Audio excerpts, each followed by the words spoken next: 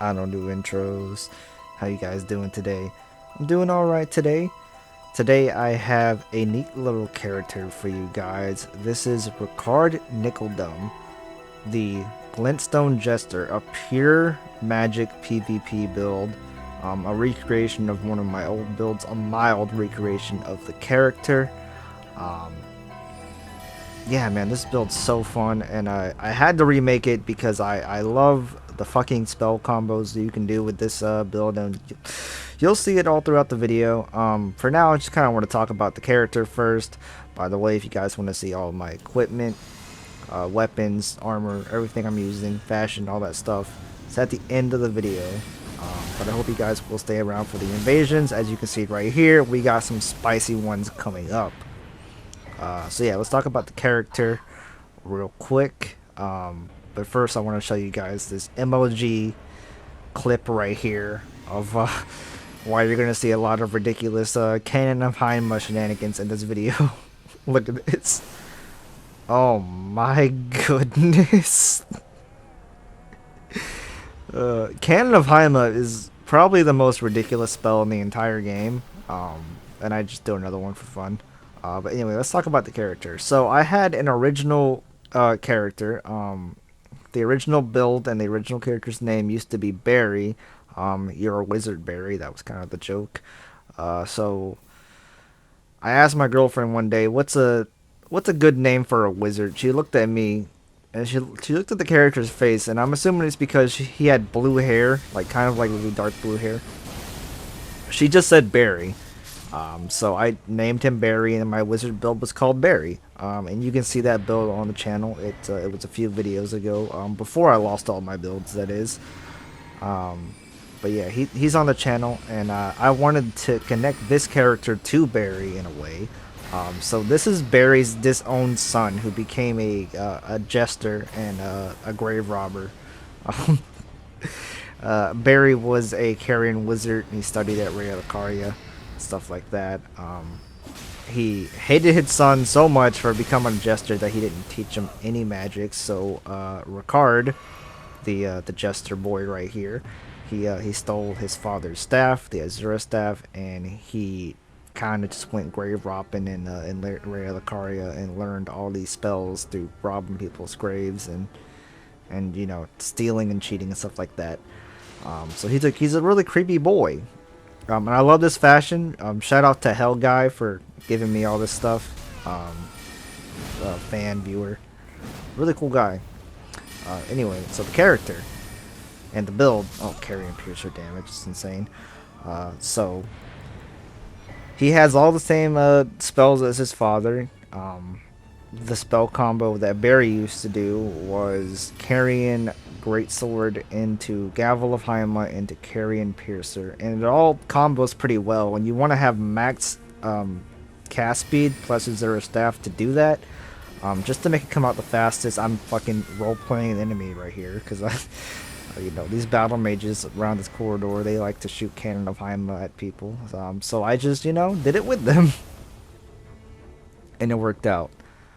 But I really like the look of this character, man. He looks intimidating. Like, I could, if I turned this into a stealth build and like creeped around the map and like hid behind corners, and I wish there was like a noise I can make to scare people. That would be really fucking cool. Maybe I'll do that in the future. I really wanted to add the ocular bubbles to this build. Because when you think of clowns, right, they do like little magic tricks and stuff like that. The Joker, especially when he shoots his gun, right, normally the only thing that comes out of it is bubbles. And they have bubble magic in Elden Ring, and no one ever uses it. And I now know why no one ever uses it. Is because the bubble magic, if you guys don't know, ocular bubbles and great ocular bubble, they have a weird arcane requirement for them, and I really don't know why. It's really weird that bubble magic would scale off of int and arcane. You need like 18 arcane to use great ocular bubble and like 15 for the regular bubbles. So I ultimately didn't end up using the bubbles. Maybe in another video. I also wanted to use a rapier on this build too. Again, maybe in another video. For now, I just kind of went with both the staves, The loose stat staff is literally only here to use Gavel of Haima. If you guys don't know, loose stat staffs gives a damage buff to your magic. Couple that with my Physic Flask, boosting my magic damage, and Terra's Magica. Loose stat staff is hitting really, really hard. So I couple that with Gavel of Haima. In some of these clips, right, you're gonna see players get hit by Gavel of Haima like this. And like, this is level 200, by the way, so this is not low level invasions. These are like players that are level 200, and they're over here chilling in Stormvale. But anyway, so you'll see a bunch of players in this video get hit by Gavel of Haima and just like do the wrong thing to continuously get hit by Gavel of Haima. Here's another perfect example, right? So I'm not sure what's going through these players' heads right now, but they all get hit by the Gavel of Haima. None of them die. They all live on like a sliver of HP. And then this idiot like runs back to the same spot that he just got hit in. And this other guy just like hides behind a tree. As if I can't hit him behind the tree. So I don't know what's going through these players' minds. I think that they think it's like a PvE enemy that's throwing gavels at them, or not gavels, cannon of Haimas at them. I'm not really sure like what what their mentality is, what their mindset is. There is an enemy. There's a couple of enemies in the game that shoot caval. Now I'm combining them. Cannon of Haima at you. There's the big turtle and the consecrated snowfield who like shoots 1,000,000 of them. There is the battle mages on the little place that we just were at, the little Halleck tree area. And it's also just a player spell that you can use. But I don't know if they knew it was a player spell because they just kind of like didn't look up, didn't see where it was coming from, assumed that it was just an enemy and just decided to walk back into the same. Even if it was an enemy, why would you not move? Why would you not just go somewhere else? This guy had 900 HP, by the way. Why would you not just go somewhere else so you just don't get hit by the spell again? And the other guy, he kind of tried to hide. He hid behind a tree. You know, it didn't work out for him either. This is a dirty parry about to hit on this guy, by the way. He pulls out the Kestis. Here it is. He's like, he got quick step, bloodhound step on the Kestis, and those are the spike Kestis because they cause bleed.